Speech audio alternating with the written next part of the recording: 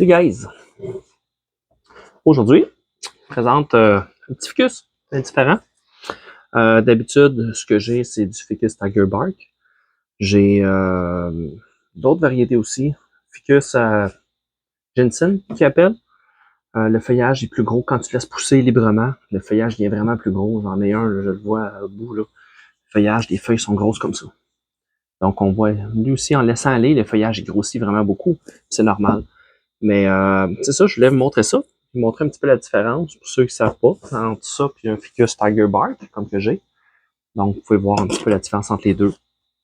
Un feuillage plus pointu.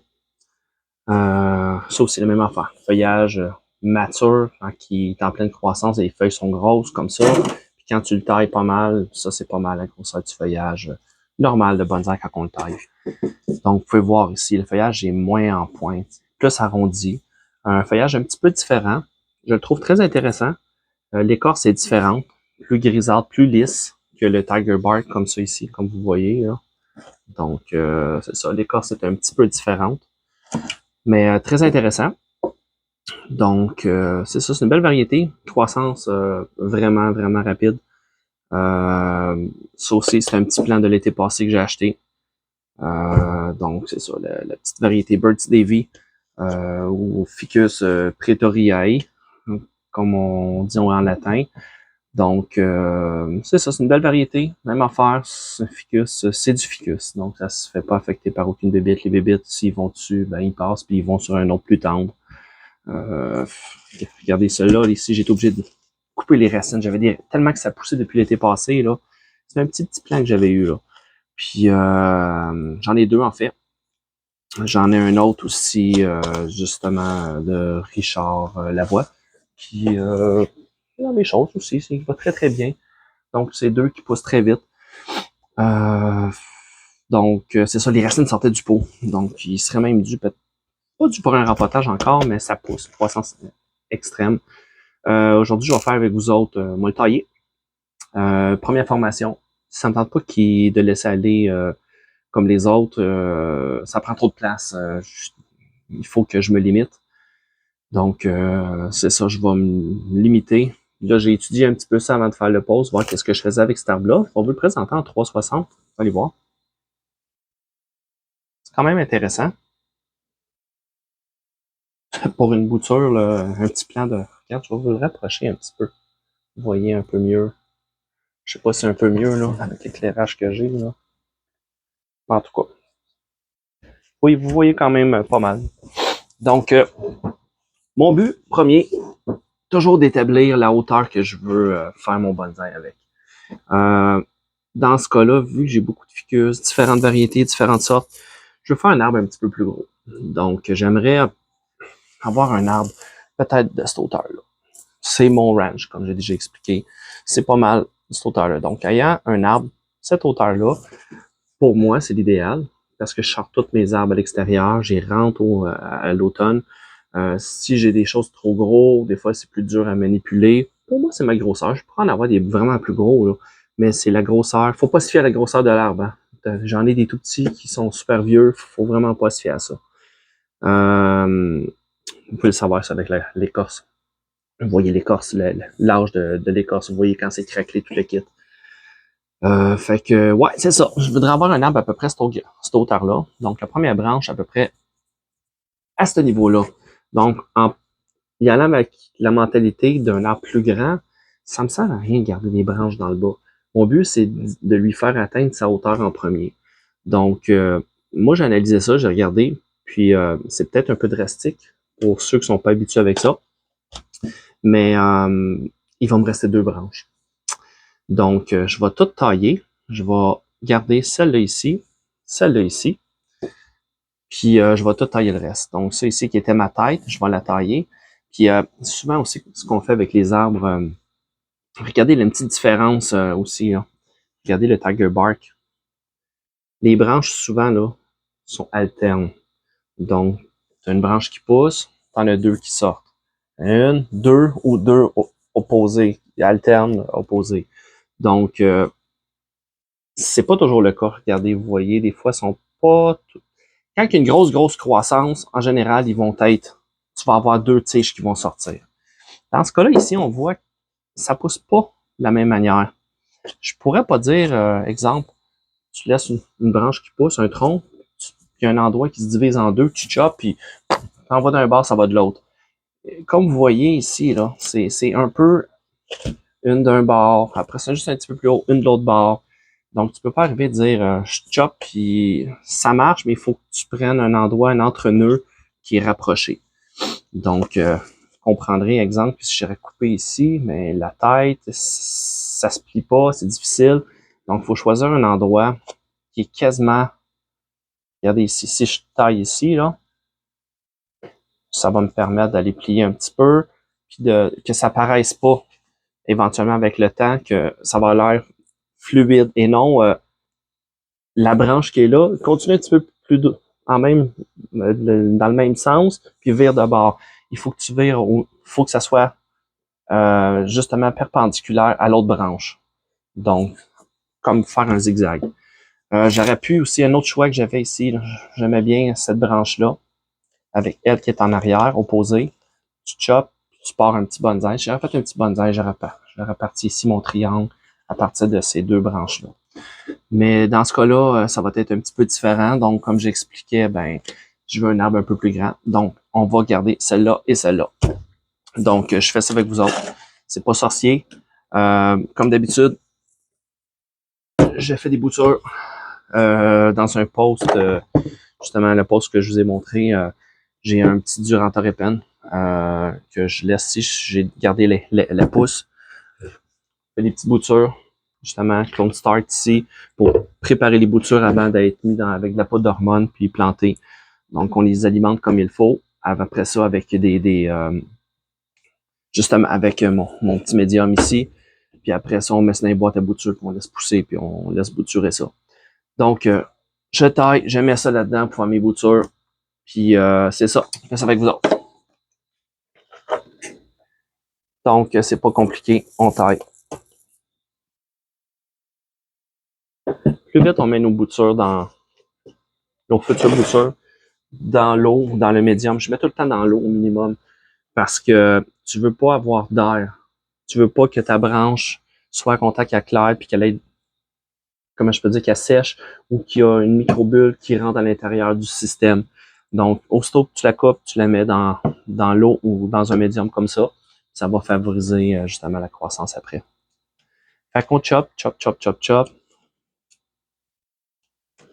Ça peut être l'air drastique, mais c'est la façon de faire. Ça va faire un super bel arbre en plus.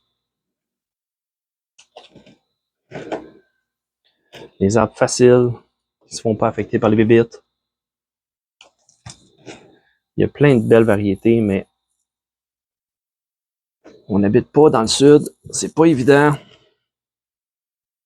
J'en ai plein, j'essaie plein de variétés, mais on revient toujours à la petite variété de base. Hey, une bouture. Facile.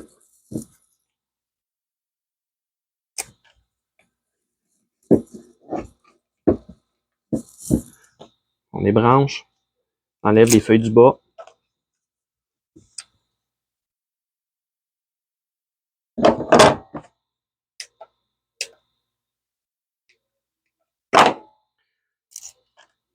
Tiens. Rien ne se perd. Pourquoi j'y jetterais? Tiens, j'ai payé pour avoir ces plants-là. C'est bien les garder. Bon.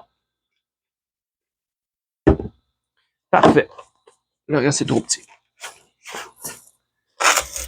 Donc,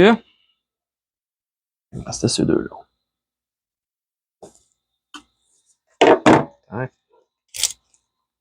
De même. Donc là, comme je disais tantôt, mon arbre va peut-être avoir l'air fou un petit peu au début, mais c'est normal. Mais ça a une croissance tellement rapide. Je ne créerai jamais à ça. Je vais vous faire le suivi des posts. En moins d'1 an, là, vous le reconnaîtrez même plus. Donc, mon but, là, c'est encore flexible, cette affaire-là, ici. Vous voyez, là? Fait que, on va ligaturer. On va lui donner une petite shape. On va y aller avec la 3.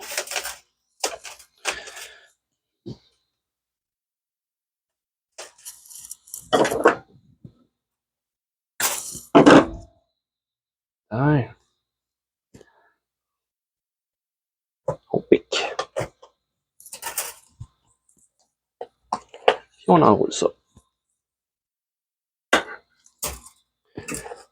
Là, c'est le best parce qu'on le prend juste au bon moment. Le tronc, il a poussé en masse, mais il est encore flexible.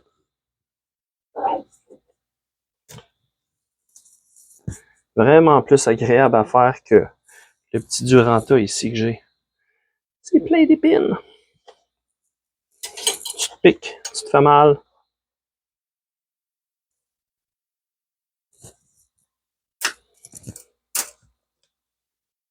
Il y a des épines, là, ce que vous pouvez faire. Je sais pas ce que c'est rendu. En tout cas, c'est un petit peu plus loin.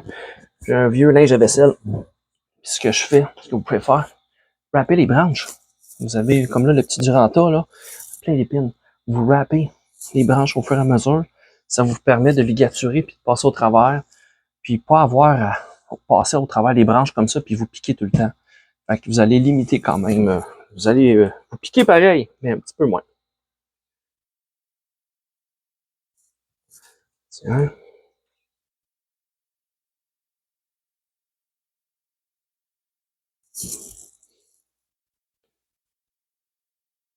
Quand vous avez des feuilles dans les jambes, vous avez vu ce que j'ai fait, je les ai coupées. On ligature pas par-dessus une feuille. Aussi bien l'enlever. De toute façon, à la base de même, il n'y aura plus de feuilles. C'est une branche qui va devenir, qui est devenue la tête, en fait.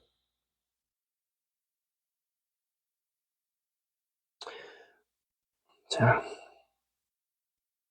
En général, on nous dit tout le temps de rapetisser, changer de broche, mettre des broches plus petites. Moi, j'utilise la même. Pourquoi changer quand je l'ai déjà? Il est déjà en place. Dans le pire des cas, tu ligatures un peu plus mollement. Vous voyez, là? La ligature n'est pas parfaite ici. C'est plus mou. C'est une ligature pour diriger. OK. On va faire la même chose avec celle-là ici.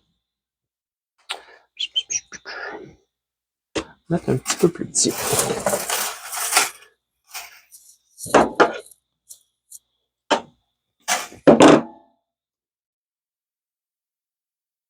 Hein?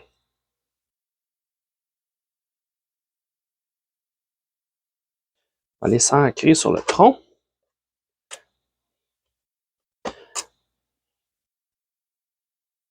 Ça va rajouter un peu de force à ma broche, mon 3 mm que j'avais mis avant. Non, je pensais pas qu'elle se rendrait en bas.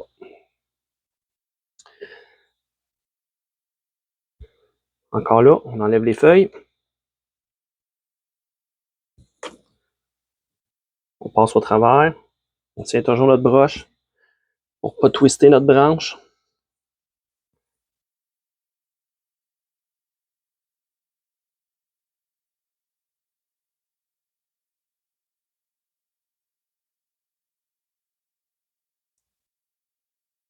Ça veut vivre du ficus.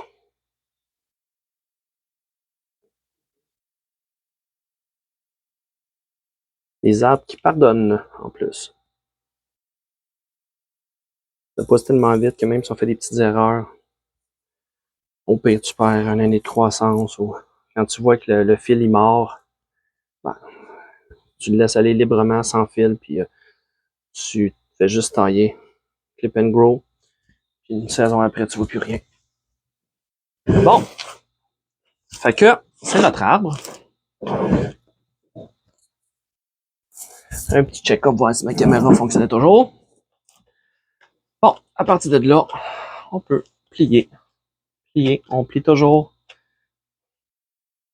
dans le sens, la broche à l'extérieur, on pousse à l'intérieur. La broche est là pour retenir. Là, on veut la ramener. Je fais le contraire. On amène un mouvement. Petit twist. Intéressante. Petit craquement.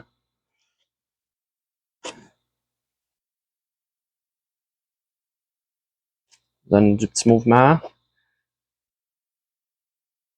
Pas trop, juste que ça ait l'air quand même naturel. Je fais la même chose avec celle-là ici.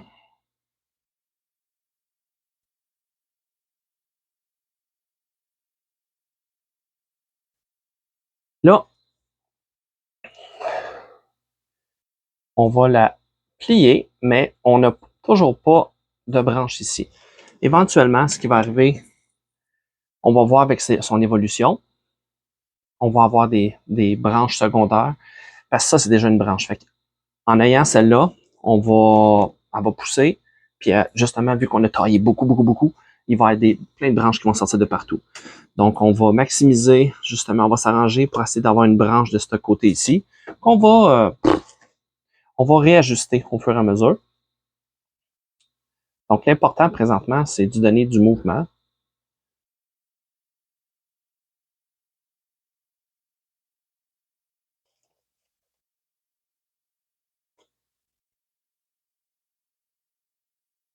Ouais, je le veux un peu plus haut. Je le voulais plus twister, là, mais non.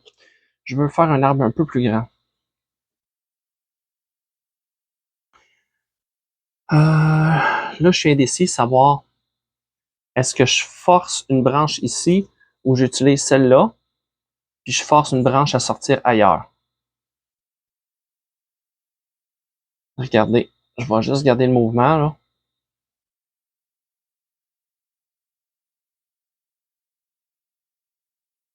Puis on verra, l'arbre va me le dire. Donc, on va laisser pousser, puis éventuellement, on va voir, puis tout se bouge jusqu'à cette grosseur-là. Donc, on a encore un an de croissance. L'important, c'est que ça ici soit fait. Ça va se lignifier. Donc, lignifier qui signifie que le bois durcisse. Donc, un coup, ça va être durci, on enlève la broche. Ça, ici, on n'aura plus besoin de ligaturer. Ça va être une ligature des futures branches. Donc, pour le moment, je vais peut-être juste faire quelque chose. On va l'envoyer plus dans les airs pour sauver de la place dans mes étagères, simplement. Donc, on va laisser aller. Fait qu'on a donné du mouvement. Puis regarde, au moins, on a une première branche qui est placée, qui est intéressante. Donc, une prochaine qui va être ici. L'autre, on va peut-être avoir un arbre à peu près à cette hauteur-là. Donc, c'est pas mal ça. Ce qu'on peut faire, on peut tailler la tête. On limite la croissance ici, puis dans les bouts pour que ça ramifie. Donc, c'est pas mal ça. Le reste, on fait un petit check-up. On regarde le substrat, on enlève les mauvaises herbes. On met un peu d'engrais, décomposition lente. Puis, on laisse la faire aller. On l'oublie, on le maintient, puis c'est tout. Donc, sur ça, c'était ma petite présentation. Donc, je voulais vous montrer un petit peu la différence. Ça se travaille de la même manière que le ficus Tiger Bark. Mais le feuillage est un petit peu différent. Donc, un peu plus rond. Mais dans la même famille, donc tout aussi facile. Donc, si vous aimez ça, un petit thumbs up. Sur ce, bonne fin de journée.